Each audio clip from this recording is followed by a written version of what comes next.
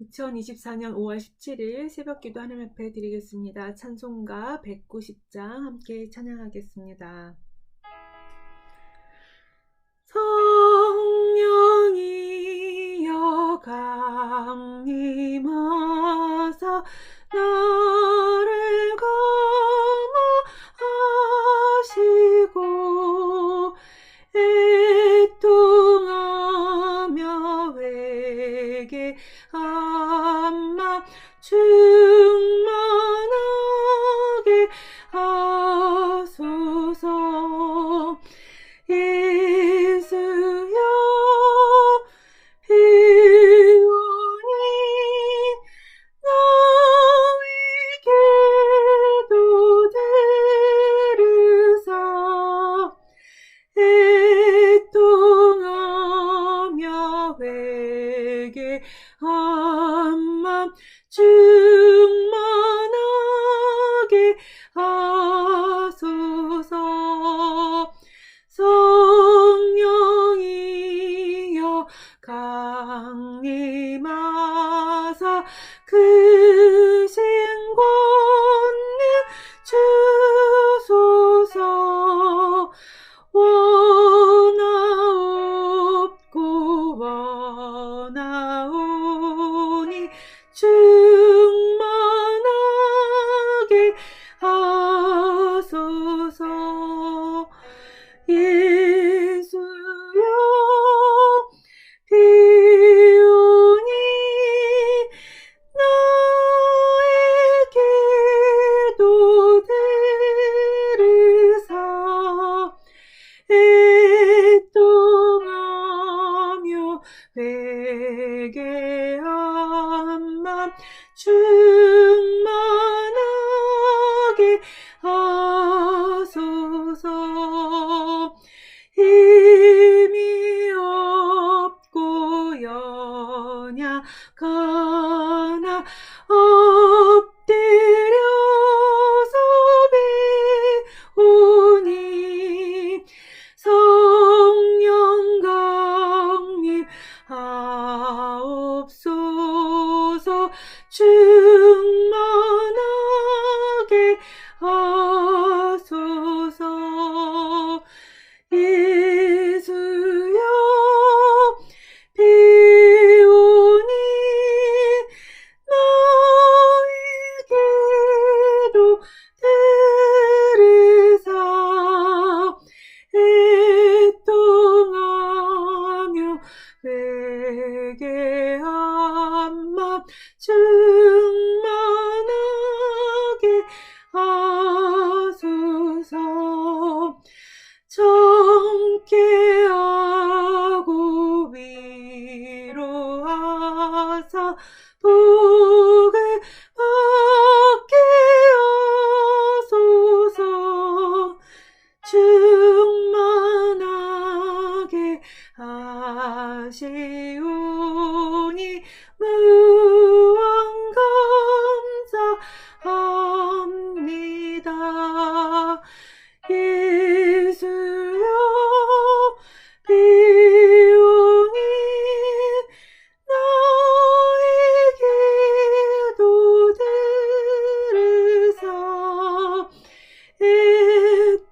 애통하며 회개한 맘 충만하게 하소서.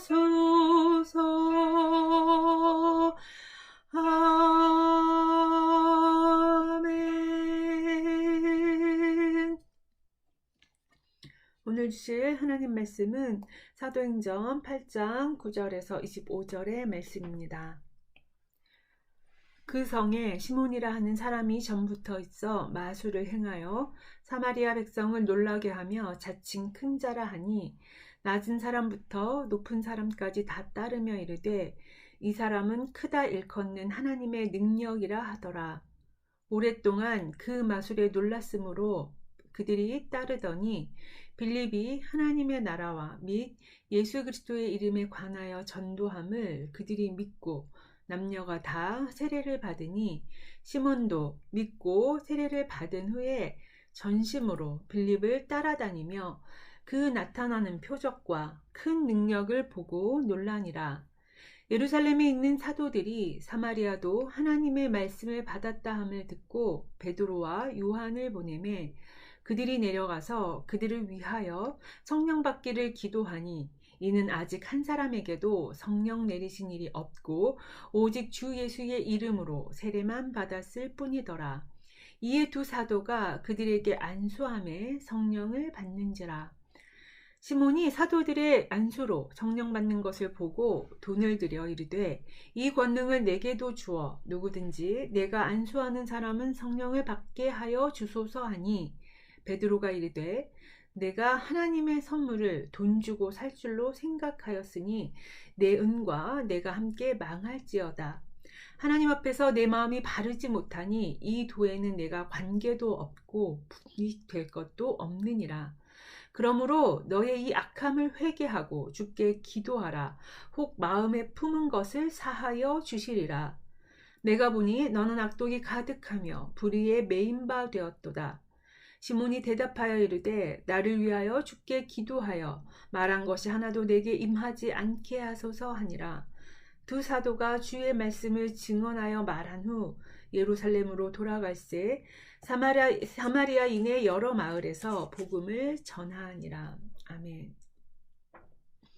스데반의 순교 이후 예루살렘 교회에 큰 박해가 있으면서 사도 외에 많은 성도들이 유대와 사마리아 땅으로 흩어지게 됩니다.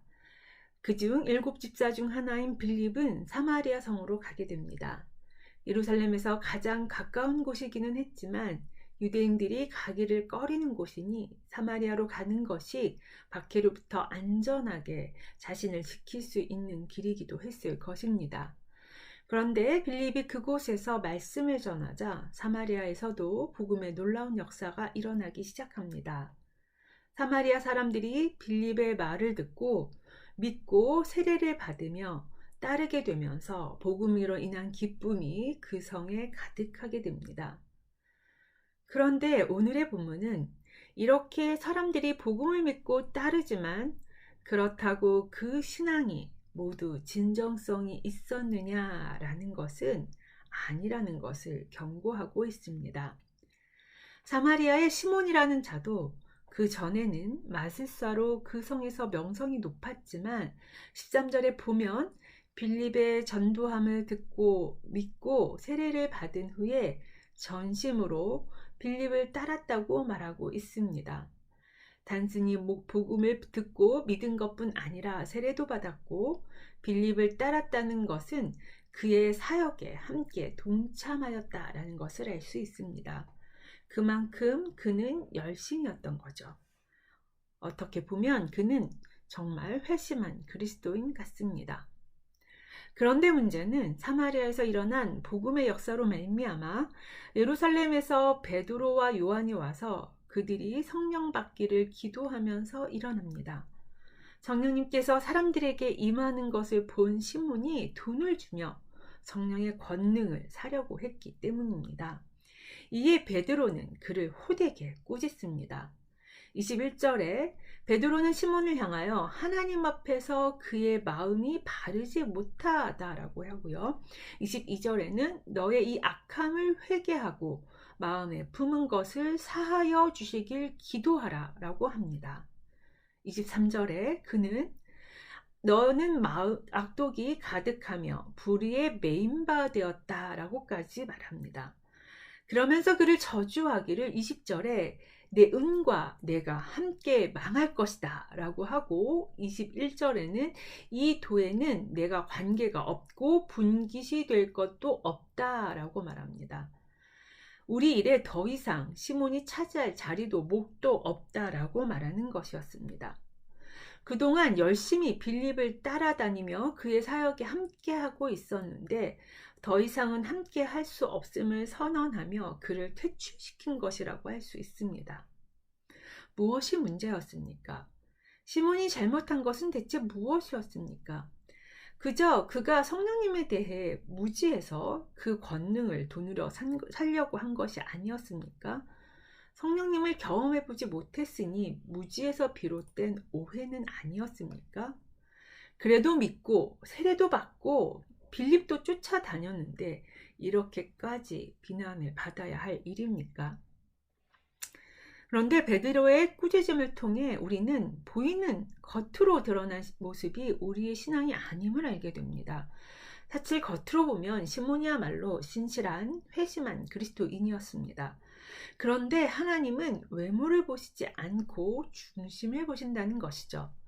신앙의 진정성은 겉으로 드러나는 것이 아니라 그 중심, 마음에 있고, 놀라운 것은 성령님이 임하시자 그 신앙의 진정성이 드러났다는 것입니다.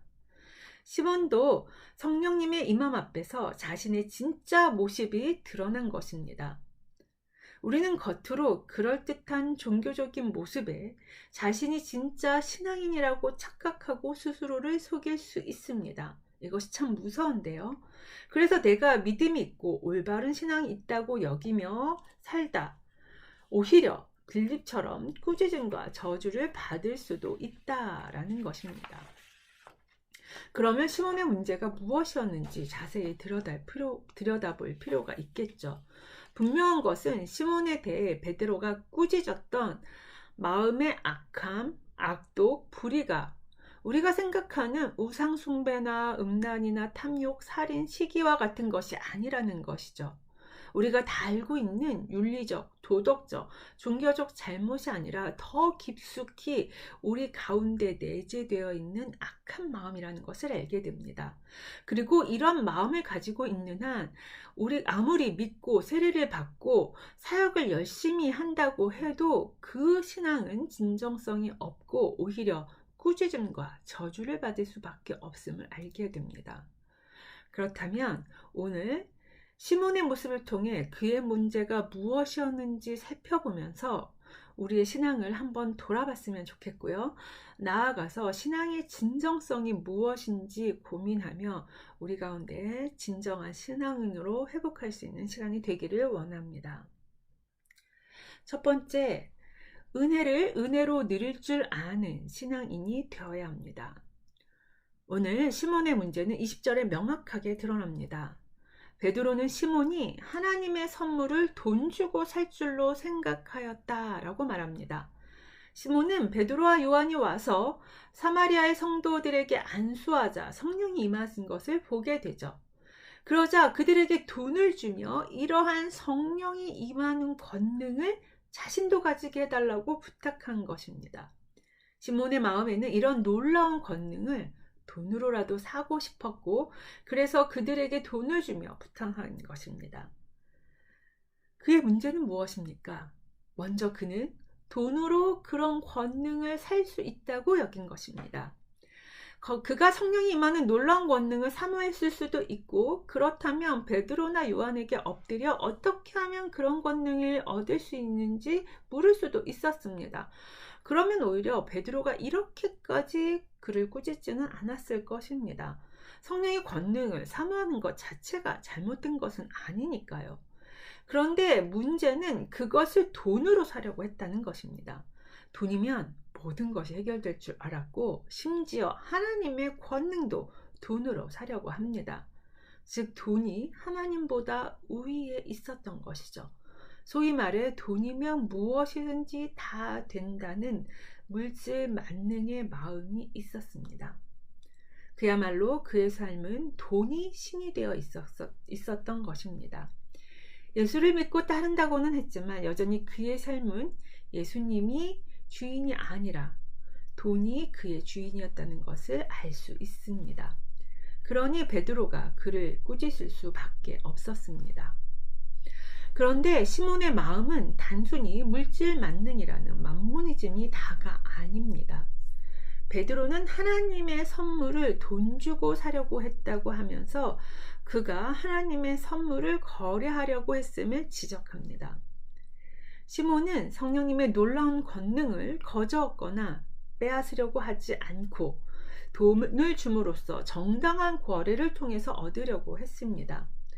돈은 얼마든지 줄 테니 그 대가로 권능을 받으려고 한 것이죠.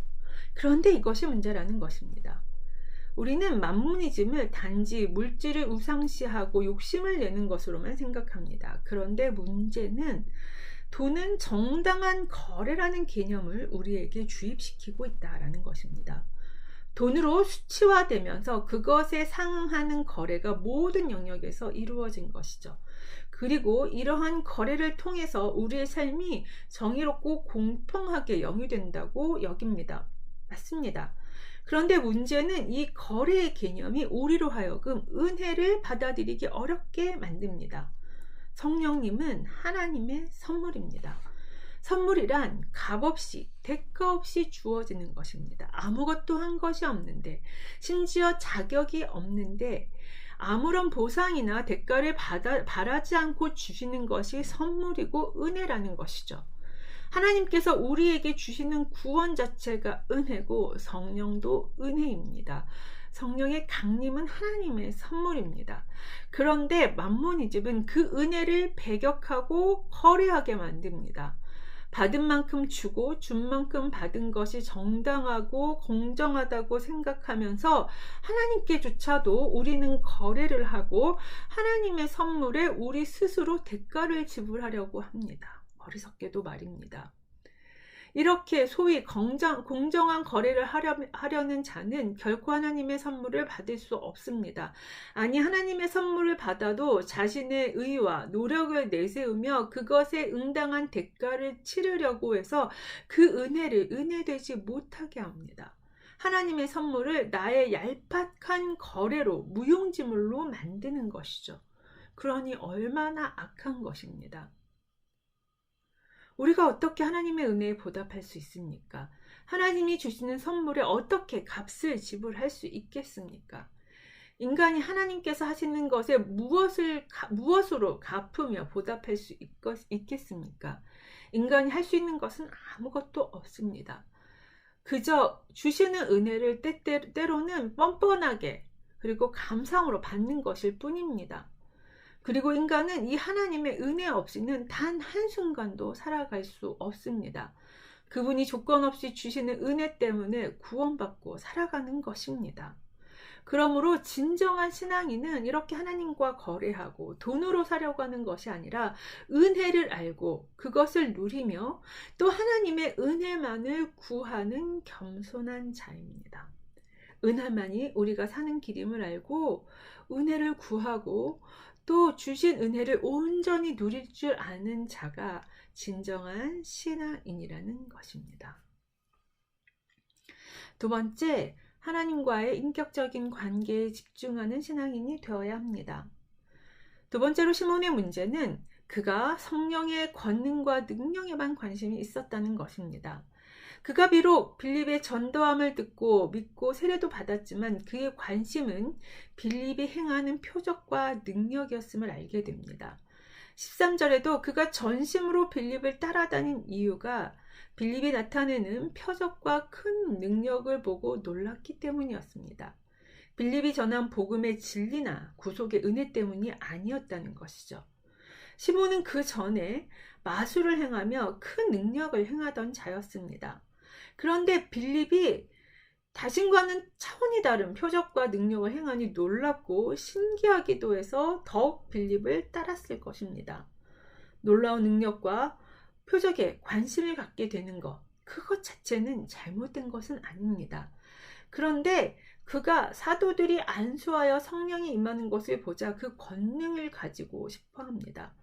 막상 시몬 자신은 그 자리에 있었음에도 성령님이 그에게 임하는 것을 경험하지는 못했던 것 같습니다. 성령님께서 그에게 임하셨다면 그가 베드로에게 돈을 주며 그 권능을 사겠다고 이야기하지는 않았을 테니까요. 그렇다면 이렇게 다른 이들이 성령 받는 것을 보았다면 자기 자신도 성령을 받기를 사모해야 했을 것입니다. 그런데 그는 어떻게 나도 성령을 받을 수 있느냐고 물은 것이 아니라 오히려 사도들이 가졌던 권능에만 관심이 있습니다. 그들이 안수할 때 성령이 임하시는 권능, 그것만 가지고 싶었던 것이죠. 이것은 그가 표적과 능력에만 집중하였음을 알게 합니다. 눈에 보이는 표적과 능력에 관심을 가지게 되는 것, 어찌 보면 자연스러운 일입니다.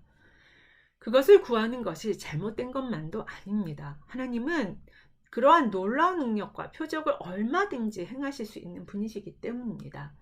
그런데 하나님보다 그 능력과 표적을 더 구하게 되면 그것이야말로 본질을 놓치는 어리석은 것입니다. 능력과 표적을 행하시는 하나님은 인격적이신 분이십니다. 그런데 인격적인 하나님과의 관계를 맺으며 교제하기보다 그분의 능력과 표적만을 바라면 그것이야말로 하나님의 마음을 아프게 하는 것이고 정말 하나님께서 우리에게 주시기 원하시는 것을 누리지 못하는 것입니다. 인간의 참 행복은 능력과 표적이 나타나는 기적적인 삶에서 오지 않습니다. 우리는 하나님께서 어렵고 힘든 일이 있을 때마다 기적을 베푸시고 나아가 우리가 원하는 것을 모두 다 주시고 이루어 주시길 바랍니다.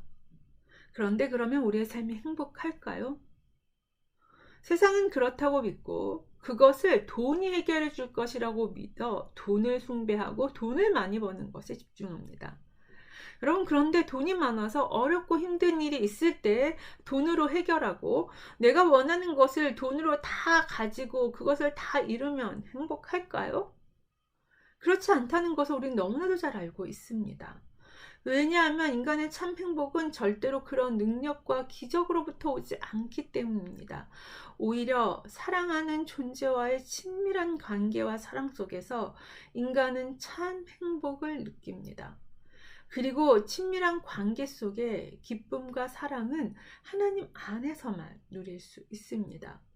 그러기에 하나님은 그 누구보다 우리와 인격적인 관계를 누리기 원하시며 그 관계 속에 기쁨과 사랑을 우리에게 주시기 원하십니다. 그런데 표적과 기적만을 바란다면 그것은 하나님이 원하시는 것이 아니죠. 그러므로 진정한 신앙인이란 하나님과의 인격적인 관계에 집중하는 자입니다. 눈에 보이는 극적인 기적과 표적을 따라다니다 하나님을 잊어버리는 어리석은 자가 되는 것이 아니라 날마다의 관계 속에서 쌓아가는 하나님과의 친밀함을 구할 때 그것이 진정한 신앙인이라는 것입니다. 성령님이 우리 가운데 임하신 이유도 바로 하나님께서 멀리 계신 것이 아니라 바로 우리 안에 계셔서 우리와 그 관계를 깊이 누리고 계심을 알려주시기 위함입니다. 그러므로 하나님과의 인격적인 관계에 집중하고 그 친밀함을 누릴 줄 아는 자가 진정한 신앙인입니다. 세 번째로 하나님을 사랑하고 그래서 기꺼이 헌신하는 신앙인이 되어야 합니다. 시몬이 궁극적으로 성령님의 권능을 베드로에게 돈을 주고 사려고 했던 이유는 그 권능으로 더 많은 돈벌이와 명성을 얻고 싶었기 때문입니다. 전에 그는 빌립이 나타나기 전에 마술을 행하며 사마리아 백성들에게 크다 일컫는 하나님의 능력이라는 칭송을 받으며 사람들이 따르던 자였습니다. 그의 마술에 오랫동안 사람들이 놀라서 따랐다고 합니다. 그만큼 사람들의 추종을 받던 자였고 나름 자신을 큰 자라고 자칭하며 자부심이 대단한 자였죠. 그런데 그런 그가 한순간 빌립에게 밀리게 됩니다. 빌립이 행하는 표적과 능력은 그가 행하는 마술과는 차원이 달랐기에 사람들이 빌립을 따르기 시작했고 사실 그 자신도 자신의 모든 것을 던지고 빌립을 따라간 것이 아니겠습니까? 하지만 그가 빌립을 따라다닌 이유는 단순히 그가 전하는 복음의 진리가 놀랍고 행하는 표적과 능력이 신기했기 때문이 아니었습니다. 어찌 보면 빌립의 능력의 근거가 어디에서 나타나는가 살펴보고 그런 능력과 표적을 행할 수 있는 능력을 자신도 가지고 싶어서였을 것입니다. 그런데 베드로와 요한이 와서 안수하자 성령이 임하고 사람들이 변하는 것을 보자 그 능력도 가지고 싶어 하죠. 빌립의 능력도 탐이 났지만 빌립의 능력은 기적을 행하고 귀신을 내쫓고 병을 치유하는 다른 기적 행사자들도 할 수 있었던 능력이었습니다. 그런데 성령이 임하셨을 때 나타나는 능력은 이전에는 경험하지 못했던 것이고 그래서 그 능력을 베드로와 요한처럼 소유하고 싶었고, 그렇게 되면 이전에 가졌던 명성과 부를 다시 얻을 수 있겠다 싶었던 것입니다. 즉 그는 성령의 능력을 이용하여 자신의 명성과 부를 다시 얻고 싶은 마음이었습니다. 그러니 돈을 얼마든지 주고라도 그 능력을 사려고 했던 것이죠. 즉 하나님의 능력을 이용하여 자신의 필요를 채우려고 했습니다. 그런데 이렇게 하나님의 능력을 이용하려는 자는 아무리 열심히 하나님을 쫓아다니고 봉사한다고 하더라도 진정한 신앙인은 아니라는 것입니다. 그것이야말로 악하고 불의한 마음이라고 할 수 있습니다. 그런데 사실 우리는 어느 정도는 나의 필요와 욕구를 채우기 위해 하나님을 찾고 따르고 있지 않습니까?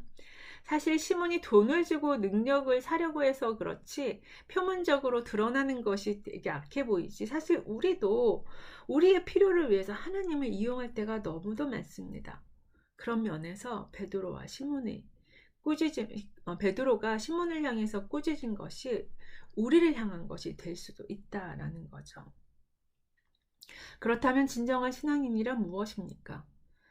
궁극적으로 우리는 연약하고 죄 많은 존재이기에 하나님이 필요하고 우리의 필요 때문에 하나님을 찾을 수밖에 없습니다.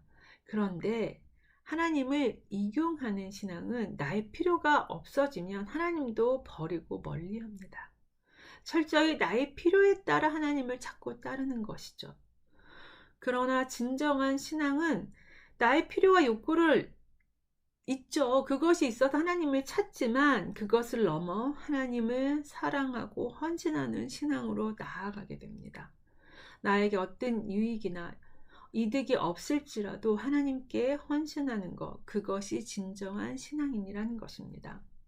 하나님을 사랑하기에, 아니 우리에게 이미 베풀어진 사랑과 은혜가 너무 크기에 더 이상 내게 주어지는 대가나 보상이 없다 할지라도 그분을 따르고 섬기는 것, 헌신하는 것, 그것이 진정한 신앙인이라는 것입니다. 말씀을 정리하겠습니다. 우리는 시몬의 모습을 통해 진정한 신앙이 무엇인지 살펴보았습니다. 예수님을 믿고 세례를 받고 열심히 봉사한다고 다가 아님을 깨달으며 우리 자신을 돌아보게 됩니다. 진정한 신앙이란 하나님의 은혜를 구하고 은혜를 은혜로 온전히 누리는 것임을 기억합시다. 하나님께 거래하거나 나의 의나 노력을 내세우며 은혜를 누릴 줄 모르는 것, 그것이 가장 큰 문제임을 기억하고 은혜를 은혜로 받고 누리는 것, 그것이 진정한 신앙입니다. 나아가 눈에 보이는 표적이나 기적을 바라는 것이 아니라 하나님과의 인격적인 관계를 추구하는 것이 진정한 신앙입니다. 보이지 않는 하나님과 인격적인 관계를 추구하는 것이 쉽지 않지만 날마다 말씀과 기도를 통하여 하나님과의 관계를 쌓아가는 것, 그것이 진정한 신앙인의 모습이라고 할 수 있다는 것이죠. 또한 내 유익과 이익을 위해 하나님을 이용하려는 것이 아니라 하나님을 사랑함으로 나의 삶을 헌신하는 것, 그것이 진정한 신앙인입니다. 이미 내게 주신 사랑과 은혜가 너무 크기에 더 이상 내게 주어지는 것이 아무것도 없을지라도 하나님을 사랑하며 헌신하는 삶, 그것이 진정한 신앙인의 모습이라는 것입니다. 바라기는 우리가 이러한 신앙의 진정성을 회복함으로 하나님을 기쁘시게 하고 그리하여 진정한 신앙으로 서는 우리 모든 행복한 산울교회 성도님들 되시기를 간절히 소망합니다. 주기도문 하겠습니다. 하늘에 계신 우리 아버지여, 이름이 거룩히 여김을 받으시오며 나라가 임하옵시며 뜻이 하늘에서 이루어진 것 같이 땅에서도 이루어지이다. 오늘날 우리에게 일용할 양식을 주옵시고 우리가 우리에게 죄 지은 자를 사하여 준 것 같이 우리의 죄를 사하여 주옵시고 우리를 시험에 들게 하지 마옵시고 다만 악에서 구하옵소서. 대개 나라와 권세와 영광이 아버지께 영원히 있사옵나이다. 아멘.